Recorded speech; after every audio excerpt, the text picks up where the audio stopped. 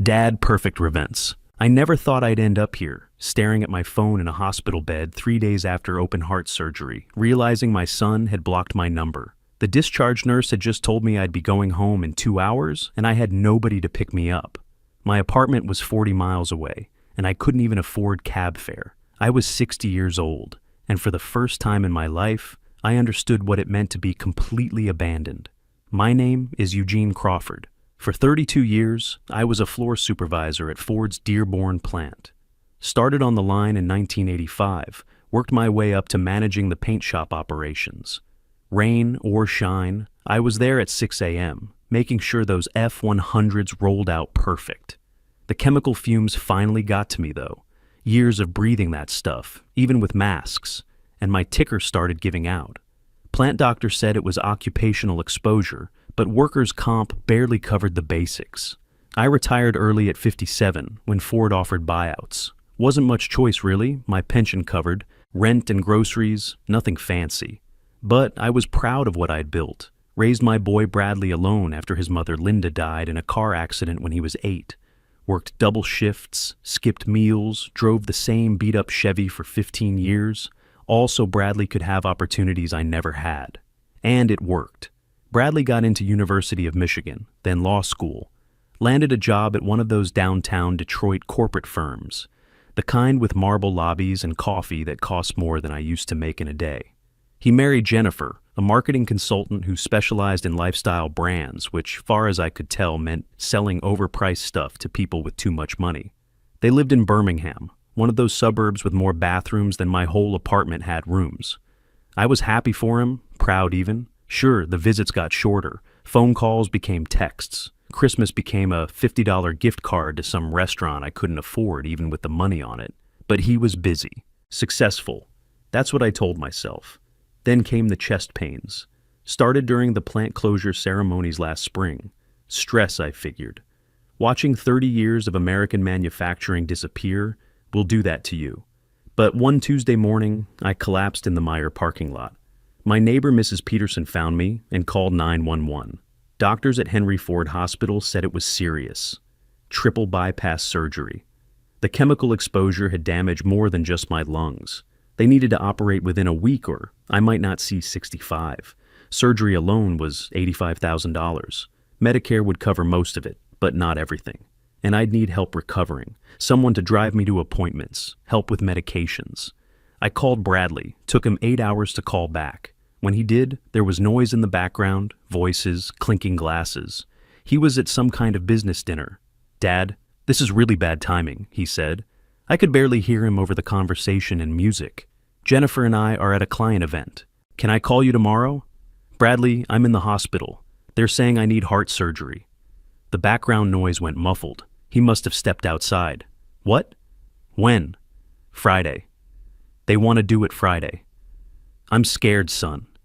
There was a pause, long enough that I thought the call had dropped. "Friday. Dad, I have depositions all week. This case has been in preparation for months. I can't just... Bradley, I might die." Another pause. "You're not going to die, Dad. You're tough as nails. You survived 32 years at Ford, didn't you? Look, I'll try to visit over the weekend after the surgery, okay?" He didn't visit that weekend, or the next. He sent a text the morning of my surgery. "Good luck, Dad. You've got this." That was it. No call, no visit, nothing. The surgery was terrifying. They cracked open my chest, rerouted everything, and when I woke up, I felt like I'd been hit by a freight train. But worse than the physical pain was the emptiness. I was in a recovery room with 3 other guys. All of them had families crowded around their beds, wives holding hands, kids bringing flowers, grandchildren showing off school projects. My bed had nobody, just machines beeping and a window that looked out at the parking structure. On the 3rd day, Ruth Baker came in. She was one of those no-nonsense nurses who'd seen everything. She'd been checking on me regularly, and I think she'd noticed I never had visitors. "Mr. Crawford," she said, reading my chart. "You're being discharged this afternoon. We need to know who's picking you up and what your home care situation looks like." "I'll figure it out," I said. She looked at me over her reading glasses. "You just had major heart surgery. You can't drive. You can't lift anything over 5 pounds. You need someone checking on you for at least a week. I'll manage. Mr. Crawford, this isn't optional. Hospital policy. We can't discharge you without a care plan. Then I'll call a cab. My apartment's on the first floor. Ruth sighed. Do you have anyone? Family? Friends? I thought about lying, but what was the point? My son, but he's busy. She didn't say anything. She'd heard that before, I'm sure. Give me an hour. Let me see what I can do. I lay there feeling humiliated. 60 years old, and I couldn't even arrange a ride home from the hospital. Spent my whole life being independent, never asking for help. Now I was completely helpless. I thought about calling Bradley again, but my pride wouldn't let me. If my own son couldn't be bothered to check on me after major surgery, I wasn't going to beg.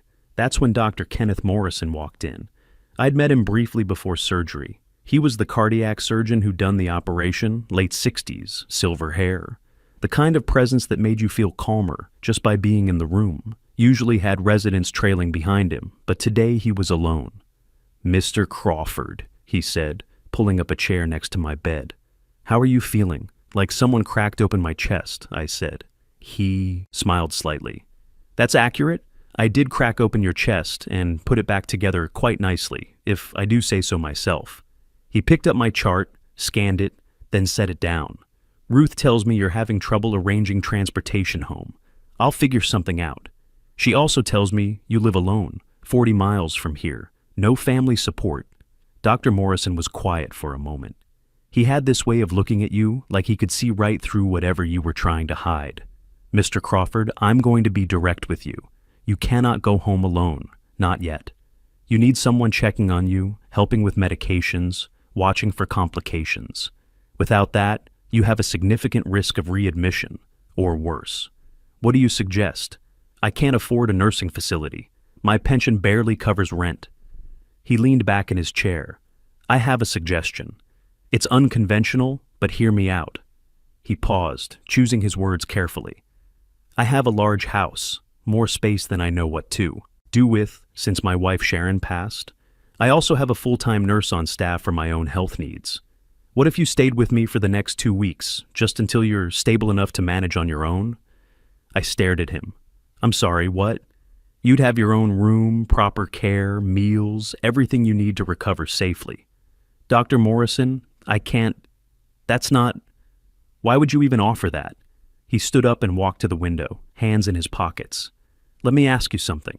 Do you remember working as a temp at the River Rouge plant about 35 years ago? Summer of 1989? I was confused by the change in subject. "Yeah, I worked a summer there during a layoff." "Why?"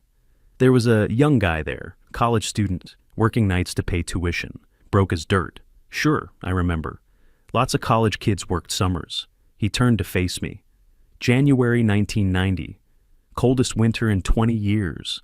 That student was back at University of Michigan, pre-med, living in a dump apartment, working at a gas station, to pay for books. One day, he found an envelope in his mailbox, no return address. Inside was $500 in cash and a note that said, 'Keep going. Someone believes in you.' My chest tightened, and it had nothing to do with the surgery. That was 35 years ago. How do you... I was that student, Mr. Crawford. That $500 paid for my organic chemistry textbooks and kept me from dropping out. More importantly, it came at a moment when I was ready to quit. I was exhausted, broke, and starting to think I'd made a terrible mistake trying to become a doctor. That money, that note, it kept me going. I didn't know what to say. I'd done that a few times over the years. When I saw someone really struggling, I'd scrape together what I could and leave it for them. Never wanted credit, never told anyone. I'd forgotten about most of them. "I never forgot that kindness," Dr. Morrison continued. "I didn't know who sent it until 2 weeks ago when I was reviewing your file before surgery. I saw your name and remembered. Eugene Crawford, Ford Motor, summer temp at Rouge. I went through my old journals. Yes, I keep journals, and confirmed it. Same name, same plant. You didn't have to remember that, but I did. It wasn't a debt. I didn't do it for payback, I know. But I'm offering anyway. 2 weeks, let me help you recover. Consider it one act of kindness repaying another." I wanted to say no. Pride is a funny thing. Even when you're desperate, it makes you want to refuse help. But I was tired, so tired. And the thought of struggling alone in my apartment, trying to manage medications I could barely afford, climbing stairs I could barely handle, it terrified me. "Okay," I said quietly. "Thank you." Dr. Morrison smiled. "Good. I'll make the arrangements. We'll get you moved this afternoon." That afternoon, Gary Foster, Dr. Morrison's driver, picked me up in a Mercedes that was probably worth more than I'd made in 5 years. The drive took about 25 minutes through neighborhoods I'd only seen on TV, tree-lined streets, houses set back from the road, gates and circular driveways. Dr. Morrison's house wasn't just big. It was a mansion, 3 stories, stone and brick, gardens that looked like they required a full-time staff. Gary helped me inside where Helen Miller, the nurse, was waiting. Professional, but warm, she showed me to a guest room on the first floor that was larger than my entire apartment. "Dr. Morrison thought you'd be more comfortable down here," Helen explained. "No stairs, bathroom right through that door. I'm just down the hall if you need anything." The room had a fireplace in a guest room. There was a reading chair by the window, a flat-screen TV, and a bed that looked like something from a fancy hotel. Dr. Morrison appeared in the doorway. "Everything all right?" "This is too much," I said. "I can't. It's a room I'm not using. Consider it yours for the next 2 weeks. Now rest. Dinner's at 6. Helen will come get you. Or if you're too tired, she'll bring it here." That first night, I couldn't sleep. Partly because of the pain, partly because I was in a stranger's house, but mostly because I kept thinking about Bradley, the boy I'd raised alone, who couldn't even be bothered to visit me in the hospital, who had blocked my number when I tried to call him. Around midnight, I heard footsteps in the hallway. A soft knock. "Come in," I said. Dr. Morrison entered, wearing a bathrobe and reading glasses. "Saw your light was on." "Can't sleep?" "Pain's not too bad. Just thinking." He sat in the reading chair. "About your son?" "Ruth mentioned it. I know that particular pain, not from a child, but from people you expect to be there who simply aren't. I don't understand it. I gave him everything, worked myself half to death to make sure he had opportunities, and now that I need him, he's just gone." Kenneth was quiet for a moment. "Can I tell you something about my career? In 30 years as a cardiac surgeon, I've seen thousands of patients. The ones who recover best aren't always the ones with the most money or the best insurance. They're the ones with people who show up, who sit by their beds, who ask questions, who care. The body heals better when the heart isn't broken. Mine's literally broken," I said, trying to make a joke. "We fixed the physical part. But the other kind of heartbreak, that takes longer. And sometimes, Eugene, the people who are supposed to love us aren't capable of it. Not because we failed them, but because they've lost something along the way. Something essential. I must have done something wrong. You know what I think? I think you raised a son who succeeded professionally, and somewhere in that success, he forgot where he came from. He forgot the sacrifices. That's on him, not you." We talked until almost 2 a.m.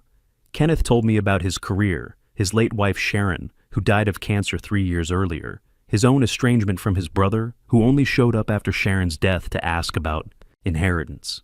I told him about Linda, about raising Bradley alone, about the small moments I'd been proud of that now felt hollow.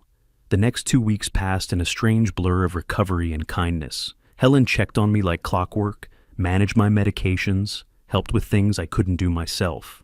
Gary drove me to follow-up appointments. Mary Johnson, the cook, made meals that actually tasted like food, not the frozen dinners I'd been living on. But beyond the medical care and comfortable room, there was something else. Companionship. Kenneth would stop by my room every evening after he got home from the hospital. We'd talk about everything: books, politics, the Lions' terrible season, our regrets and hopes. He introduced me to his friends who stopped by. Other doctors, retired colleagues, people who treated me like I belonged there. For the first time in years, I didn't feel invisible. I felt seen, valued, like my presence mattered. 10 days into my stay, Bradley finally called. Helen knocked on my door during lunch. "Mr. Crawford, you have a call. Your son." My hands shook as I took the phone. "Hey, Dad." His voice was casual. Too casual. "Sorry I haven't checked in. Work's been crazy. How are you feeling? I'm recovering." "I had major surgery, Bradley. Where have you been?" I told you, work. Look, I'm calling because Jennifer and I want to come visit. See how you're doing. Maybe this Sunday? Something in his tone felt off. How did you get this number? I called the hospital.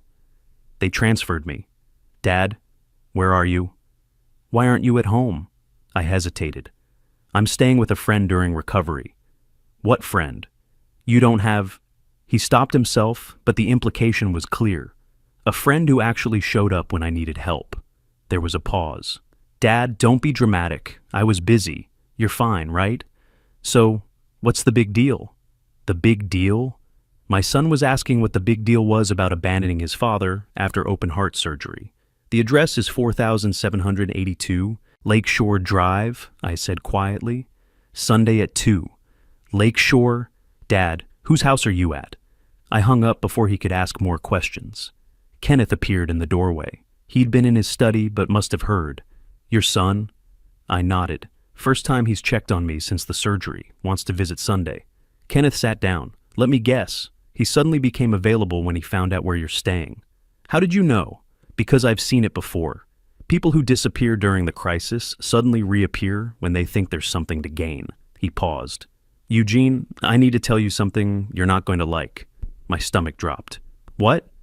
I had my attorney do some checking. Your son Bradley, he's in financial trouble. Serious trouble. His firm's been losing major clients. He took out a second mortgage to maintain appearances. His wife's spending is out of control. They're leveraged to the point where one missed payment could collapse everything.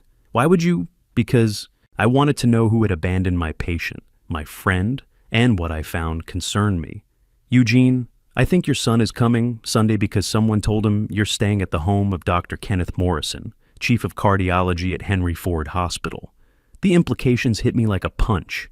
You think he's after money? I think he's desperate. And desperate people make calculated choices. He's my son. I hope you're right. But I've arranged for my attorney to be here Sunday, just in case. If I'm wrong, he'll stay out of sight. But if I'm right, he trailed off. Sunday came. Part of me wanted to believe Bradley was genuinely concerned. The doorbell rang at exactly 2 p.m. Gary answered it, and I heard Bradley's voice in the foyer, too loud, too cheerful. Wow, this is quite a place. Dad didn't mention he was staying somewhere, so... He appeared in the living room doorway and stopped. I was sitting in one of Kenneth's leather chairs. Kenneth stood next to the fireplace. Bradley's? Expression cycled through surprise, recognition, and then something else. Calculation. Dr. Morrison, Bradley said. I know you from the hospital. Bradley Crawford. He walked over and shook Kenneth's hand too vigorously. I can't thank you enough for taking care of my father. This is incredible, above and beyond. Your father and I go back many years, Kenneth said evenly. Jennifer appeared behind Bradley, dressed like she was going to a country club. Her eyes swept the room, taking in the artwork, the obvious wealth. Oh my God, she whispered to Bradley. This is Dr. Morrison. Bradley sat down next to me, his hand landing on my shoulder. It was the first time he'd touched me in over a year. Dad, you're looking good, really good. Much better than I expected. No thanks to you, I said quietly. His hand tightened on my shoulder, a warning. Dad, come on, I explained. I was slammed with work, but I'm here now. Better late than never, right? Kenneth explained the story about the envelope, the money, how it had kept him going through medical school. As he talked, I watched Bradley's face. He wasn't listening like a son hearing about his father's quiet acts of kindness. He was listening like a lawyer evaluating an asset. When Kenneth finished, Bradley shook his head in wonder. Dad, I had no idea you did things like that. That's really something. Your father is a remarkable man, Kenneth said, which is why, when he needed help and his family wasn't there, I wanted to make sure he was taken care of. The word family hung in the air like an accusation. Bradley flinched. Before anyone could respond, Bradley stood up. Dr. Morrison, could I speak with you privately about Dad's care plan? Kenneth glanced at me. I nodded reluctantly. In Kenneth's study, Bradley closed the door and got straight to the point. Dr. Morrison, I want to be direct. I know my father can be proud, stubborn. He probably hasn't told you, but he's not doing well financially. His pension barely covers rent. He's got medical bills that'll bury him. I'm aware, Kenneth said, settling behind his desk. Right. So here's what I'm thinking. You clearly care about my dad. What if he stayed here permanently? You get companionship, he gets security. Everyone wins. Interesting proposal. Where do you fit in this arrangement? Bradley hesitated. Well, I'm his son. Obviously, I'd need to be involved in any major decisions. Power of attorney, that kind of thing, to protect Dad's interests. His interests or yours? I don't appreciate what you're implying. I'm not implying anything, Bradley. I'm stating it directly. You disappeared when your father needed you most. Now you're proposing an arrangement that would give you legal control over his affairs. Bradley's face reddened. You don't know anything about my relationship with my father. I know he called you from the hospital, terrified, and you were at a business dinner. I know he spent 3 days post-surgery with no visitors. I know he couldn't get a ride home because his son blocked his number. You had no right? I had every right to protect my friend. Kenneth opened a drawer and pulled out a folder. I'm going to make you an offer. One time only. He slid the folder across the desk. That's a check for $75,000. It'll cover your immediate debts, buy you some breathing room. Bradley opened the folder, his hands trembling as he saw the check. There are conditions, Kenneth continued. First, this money is for necessities, not maintaining a lifestyle you can't afford. Second, you will repair your relationship with your father, not because he's staying with a wealthy man, but because he's your father. Third, you will never ask him or me for money again. Why would you do this? Because your father would want me to help you. Even after everything, he still loves you. I'm doing this for him, not you. And if I don't accept the conditions, then you leave with nothing. And I'll make sure your firm knows exactly why you suddenly have an interest in your father's welfare. Bradley stared at the check, then at Kenneth, then back at the check. Finally, he folded the folder. I need to think about it. You have until you walk out that door. They returned to the living room. Bradley's face was unreadable. Jennifer immediately jumped up. Well, what did you two talk about? Nothing important, Bradley said. He looked at me. Dad, can we talk alone? We went out to the garden. It was a beautiful afternoon, warm for March in Michigan. Bradley was quiet for a long time. Dad, I'm sorry, he finally said. For what, specifically? For not being there? For everything. He sat down on a stone bench. Dad, I'm not the success you think I am. The firm's struggling. I made bad investments. Jennifer spends money faster than I can make it. We're drowning in debt and I couldn't face you. I couldn't look you in the eye and admit I'd screwed up everything you sacrificed for. So you just disappeared. I know it was cowardly.